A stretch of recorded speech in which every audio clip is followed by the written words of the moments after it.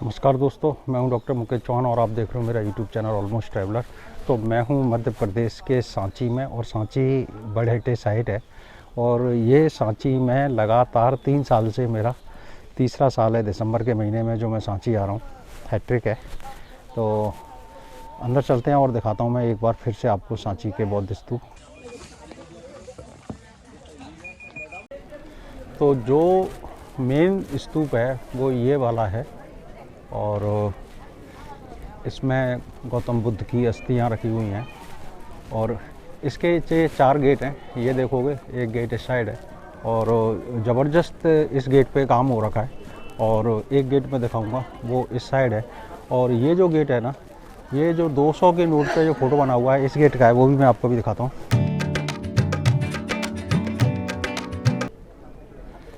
ये आप देखिए कितनी डिटेलिंग है इस गेट में। और ये गेट बना हुआ है, और जो मेन स्तूप है उसके सामने ये गेट बना हुआ है। और ये छोटे छोटे और भी कई सारे यहाँ पे स्तूप बने हुए हैं। बहुत सुंदर जगह है। ये जो पीछे रखी है ना, ये लाट है। तो यहाँ पे अशोक की लाट लगी हुई थी, और वो काफ़ी ऊंची थी। तो एक बंदा यहाँ का लोकल था ना, तो वो जो इस लाट को लेके चला गया, और उसने किस काम में लगा दी, इससे तेल निकालता था वो।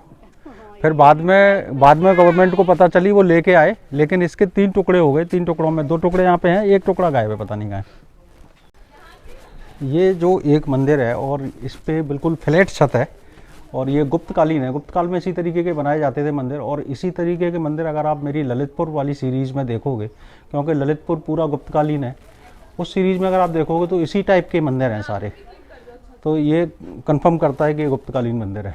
यहाँ पे आप देखोगे ना, तो ये एक मूर्ति है, और यहाँ पे काफ़ी सारे स्तूपा बने हुए हैं। और ये जो स्तूपा हैं, इन सारे स्तूपा में जो बौद्ध धर्म के जो बाद में जो गुरु बने थे ये, और जो उनके लामा होते हैं, उनके अवशेष रखे हुए हैं, उनके स्तूपा बने हुए हैं। तो ये छोटे छोटे स्तूपा भी यहाँ पे काफ़ी सारे हैं। यहाँ पे काफ़ी सारी मूर्तियाँ रखी हुई हैं टूटी, और जो पिलर काफ़ी बना हुआ होगा वो सारा यहाँ पड़ा हुआ है। सबको रिस्टोर किया जा रहा है। सामने वो एक मंदिर है, उसको भी रिस्टोर किया जा रहा है। मोनेस्ट्री 47, ये देख रहे हो कितने सारे ये रखा हुआ है पाइप। देखो सामने पूरा व्यू। और ये जो है ना, ये कमरे हुआ करते थे पहले मॉन्क्स के। ये जो सांची का पूरा एरिया है, इसके पीछे का अगर व्यू आप देखोगे तो ये देखो।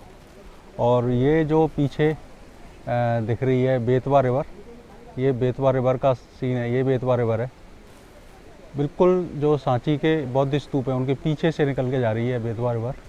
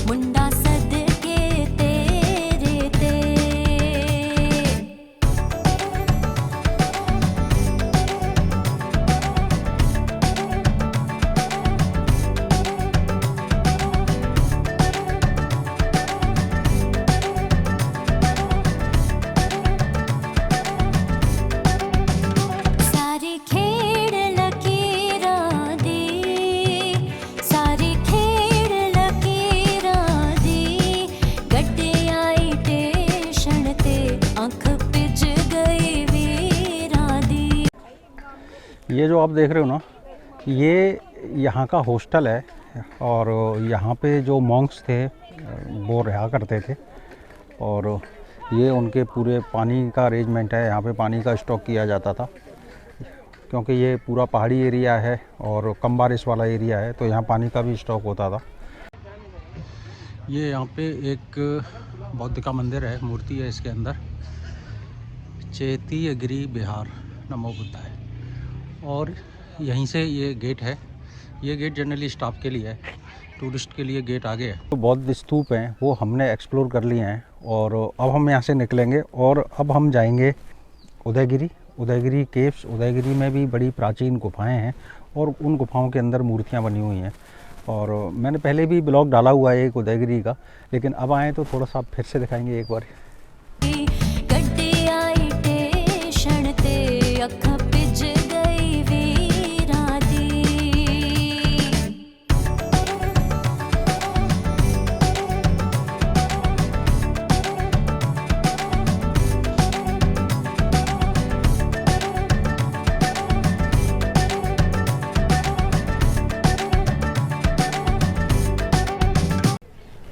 एक ये गुफा है, इस गुफा में कार्तिकेय जी की मूर्ति बनी हुई है और क्योंकि गेट बंद है तो फ़ोटो शूट नहीं कर सकते।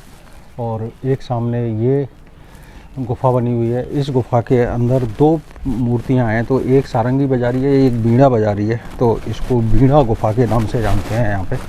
और हम कोशिश भी करेंगे तो फ़ोटो आ नहीं सकता, इस तरीके का है कुछ।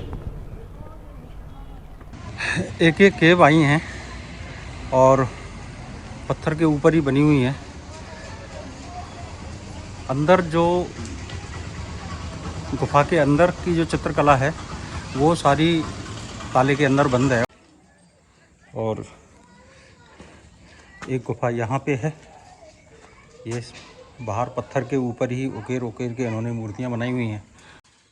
ये पूरे पहाड़ों को काट काट के इन्होंने बनाए हैं और ये मेडिटेशन के रूम हैं। आपको जब दूर से देख रहे हो ना तो आपको एक रूम ही लग रहे होंगे कि ये एक पहाड़ पे काट के कुछ एक बॉक्स सा बना दिया है, लेकिन ये मेडिटेशन के लिए है। और इसमें देखोगे तो क्योंकि ये हज़ारों साल पहले बना हुआ है तो ये सारी मूर्तियाँ इसकी टूट फूट गई हैं, अदरवाइज़ इसके अंदर भी मूर्तियाँ हैं। ये जो मूर्ति देख रहे हो ये 12 भगवान की है। तो इसकी भी एक कथा है कि जब एक राक्षस था हिरण्याक्ष, तो वो पृथ्वी को लेके गहरे पानी में चला गया था। तब विष्णु भगवान ने 12 का रूप धारण किया, 12 बोले तो सूअर का रूप धारण किया और हिरण्याक्ष का वध किया। और वध करने के बाद गहरे पानी में से यानी कि समुद्र में से या पाताल लोक में से पृथ्वी को लेकर निकले हैं। तो ये देखिए ये 12 भगवान हैं और जो इनकी नाक पर हैं वो पृथ्वी हैं, पृथ्वी को लेकर निकले हैं। और ये छोटी छोटी मूर्तियाँ बनी हुई हैं काफ़ी सारी यहाँ पे मूर्ति बनी हुई हैं, ये देखिए। और ये जो है देख रहे हो ये शेषनाग हैं, शेषनाग के ऊपर विष्णु भगवान का या जो 12 भगवान है उनका पैर है। और ये गंगा जमुना सरस्वती नदियाँ दिखाई हैं तीनों इसमें। ये जो सामने देख रहे हो ये है गुफा नंबर 6। इसको कहते हैं सनकड़का गुफा, क्योंकि माना जाता है कि यहाँ पे सनकड़का नाम की एक स्थानीय जनजाति के मुखिया का एक अभिलेख मिला है, तो इसलिए इसे सनकड़का नाम से जाना जाता है। और इसके अंदर शिव जी की मूर्ति बनी हुई है। ये जो केव्स हैं ये करीब 1600 साल पुरानी है। सांची के स्तूप जो हमने देखे थे वो 2300 साल पुरानी थे। 2300 साल पहले यहाँ पे इतना बौद्ध धर्म फैल गया था। इस एरिया में सांची, रायसेन, विदिशा, इसमें ना पूरा बौद्ध धर्म फैला हुआ था। तो बाद में गुप्त जो शासनकारी थे उन्होंने यहाँ पे इन मूर्तियों का निर्माण करवाया। तो उन्होंने सनातन धर्म को दोबारा से रिस्टोर करने की कोशिश की और यहाँ पे गणेश जी की, शिव जी की और विष्णु भगवान की मूर्तियाँ बनवाई। तो ये केव्स में करीब 21 मूर्तियाँ हैं, 21 केव्स हैं और काफ़ी सारी मूर्ति तो ख़त्म हो चुकी हैं, लेकिन कुछ मूर्तियाँ अभी अच्छी कंडीशन में। ये 2 मूर्तियाँ हैं यहाँ पे जो मेन है, एक नीचे थी जो 12 भगवान की और ये एक विष्णु भगवान की मूर्ति है लेटी हुई। ये जो शेषनाग की सैया है उस पर लेटे हुए हैं, ये नीचे है ना वो शेषनाग है, ऊपर देखोगे तो उनके सिर भी हैं, लेकिन जो विष्णु भगवान है ना उनका मुंह आधा जो है गायब है, तोड़ ताल दिया है। हाँ, यहाँ पे जो उदयगिरी केव्स हैं ये सारी यहाँ पे जो लिखाई है वो शंख लिपि है। शंख लिपि में लिखा हुआ है जो अधिकतर पढ़ने में नहीं आती है। और ये जितनी भी जो यहाँ पे गुफाएं हैं वो सभी 4वीं और 5वीं शताब्दी की बनी हुई हैं। एक ये सामने देख रहे हो, ये बिल्कुल एक गुफा के ऊपर तवा जैसा रखा हुआ है, इसलिए इस गुफा का नाम तवा गुफा रखा हुआ है यहाँ के लोकल लोगों ने। आप देखिए, जब इस गुफा को देखते हैं ना तो ऐसे लगता है जैसे किसी के ऊपर तवा रख दिया है। जो उदयगिरी की केव्स थी वो हमने एक्सप्लोर कर लें, और सांची के जो बौद्ध स्तूप थे वो भी हमने एक्सप्लोर किए। तो अब टाइम हो गया है हमारा निकलने का यहाँ से, तो निकलते हैं और इस ब्लॉग का करते हैं यहाँ पे एंड। कैसा लगा ब्लॉग ये ज़रूर बताइए। तो मिलते हैं किसी नए ब्लॉग में, तब तक बाय बाय, टेक केयर।